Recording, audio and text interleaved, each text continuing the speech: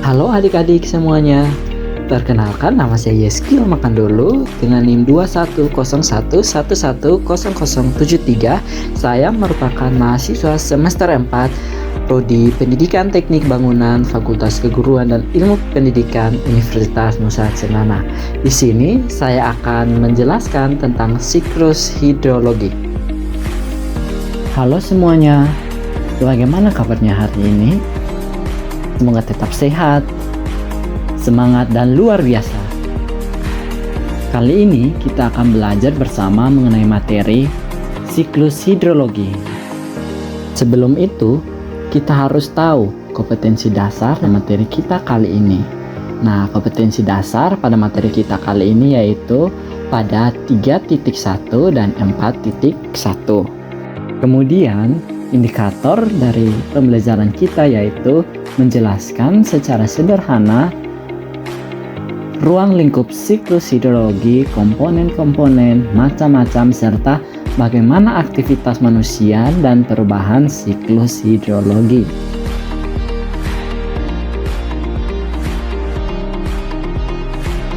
Nah, apakah adik-adik tahu bahwa siklus air atau bisa disebut juga dengan siklus hidrologi ini akan terus berjalan dan tidak akan pernah berhenti, karena proses air dari atmosfer akan turun ke bumi dalam bentuk hujan dan kemudian bisa juga jadi salju, kemudian akan kembali lagi ke atmosfer dan begitu seterusnya dengan berulang-ulang kali. Nah, jika kita amati permukaan bumi di peta, terlihat bahwa sebagian besar bumi ditutupi oleh air. Namun pada kenyataannya 97,5% air di bumi merupakan air laut dan 2,5% merupakan air tawar dan 0,003% merupakan air yang dapat dipakai manusia sehari-hari. Secara sederhana, siklus hidrologi adalah pola sirkulasi air secara terus-menerus dari laut ke atmosfer dan dari atmosfer ke permukaan tanah, kemudian mengalir kembali ke laut. Nah, apa saja komponen siklus hidrologi? Evaporasi. Evaporasi terjadi karena temperatur permukaan air yang cukup tinggi sehingga molekul air yang ada di permukaan memperoleh energi untuk memisahkan diri. Selanjutnya, proses penguapan yang terjadi pada tumbuh-tumbuhan juga disebabkan oleh panas matahari. Transpirasi. Uap ini berasal dari air tanah yang diserap oleh akar tumbuhan, kemudian dialirkan melalui batang tumbuhan hingga sampai ke permukaan daun lalu menguap ke atmosfer. Proses penguapan yang terjadi pada laut dan tumbuhan terjadi secara bersamaan disebut evapotranspirasi. Selanjutnya, kondensasi merupakan proses perubahan wujud uap air menjadi titik-titik air akibat adanya perubahan temperatur udara hingga membentuk awan. Proses ini terjadi ketika temperatur udara pada ketinggian tersebut relatif lebih rendah, lalu berubah menjadi titik-titik air dan berkumpul hingga membentuk awan. Proses perubahan wujud uap air menjadi curahan atau jatuhnya air dari atmosfer ke permukaan bumi yang dikenal dengan hujan disebut presipitasi. Ketika presipitasi terjadi di daratan, maka awan menghasilkan curahan berupa air.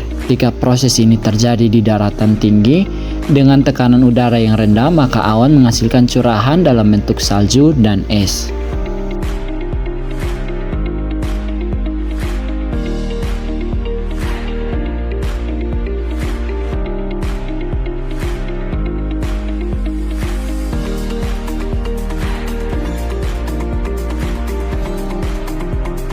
Selanjutnya, infiltrasi yang merupakan proses pergerakan air ke bawah melalui permukaan tanah pada lapisan tanah yang teratas.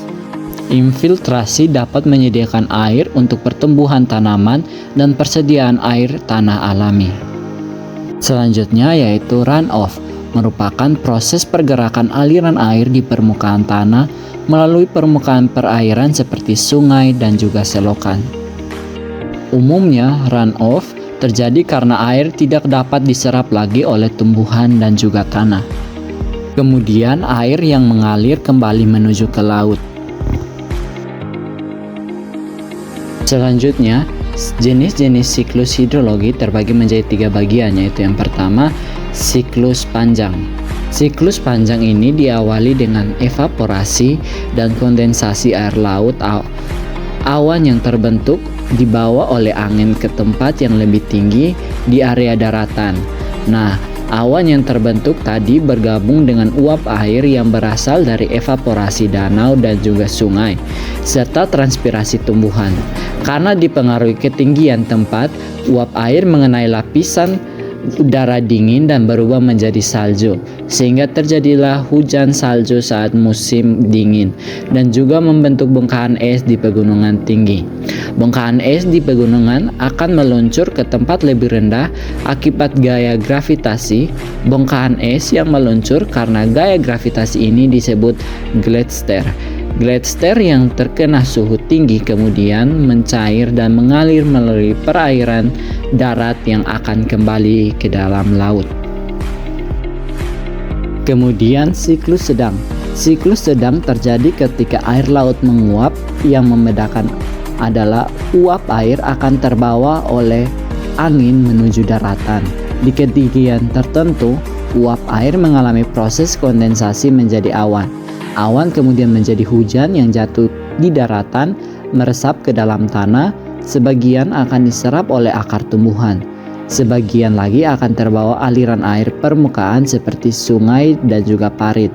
Air akan melewati berbagai macam saluran-saluran air yang akan membawanya kembali berakhir ke laut. Selanjutnya yaitu siklus pendek, yang dimana siklus pendek diawali dari evaporasi air laut ke atmosfer.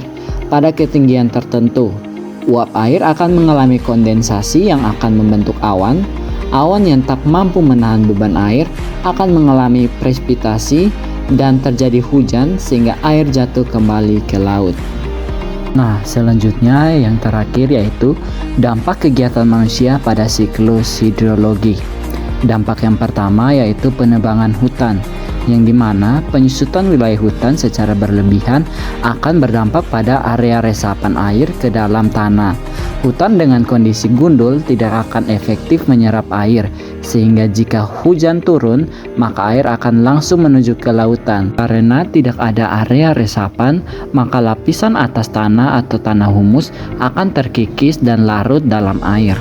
Selanjutnya yaitu pemukiman, yang dimana pertambahan penduduk dunia tentunya akan menambah kebutuhan tempat tinggal, sehingga jika pembangunan ini tidak memperhatikan aspek lahan, maka serapan air tanah akan tertutup oleh perumahan, jalan, semen, dan juga beton. Selanjutnya yang ketiga yaitu manipulasi skala besar. Nah, pembangunan dalam skala besar terkait air dapat berpengaruh terhadap siklus hidrologi. Contohnya adalah merubah pola global, debit sungai, perubahan salinitas laut, serta perubahan biofisik permukaan tanah juga dapat berdampak buruk. Nah, dan yang keempat itu pembukaan lahan hutan, yang dimana kawasan hutan yang dimanfaatkan untuk tujuan ekonomi, bisnis, dan juga sosial masyarakat dapat menimbulkan dampak negatif terhadap siklus hidrologi. Selanjutnya, yang terakhir, dampak kegiatan manusia pada siklus air yaitu penggunaan zat kimia, yang dimana zat kimia yang digunakan manusia di lingkungan akan lepas ke udara dan mencemari tanah dan udara kita juga. Hal ini berpengaruh terhadap kandungan air hujan yang turun ke bumi. Nah, selanjutnya kesimpulan dari materi kita hari ini yaitu siklus hidrologi ini menggambarkan bagaimana air dipertukarkan atau berputar melalui daratan, lautan, dan juga atmosfer bumi. Air yang selalu ada di ketiga tempat itu dan dalam berbagai bentuk seperti danau dan sungai, gletser dan lapisan es, samudra dan juga laut, akuifer bawah tanah, dan uap di udara serta awan. Itulah pemaparan materi pada kali ini. Sampai jumpa, tetap semangat, terus berusaha dan lakukan yang terbaik. Terima kasih.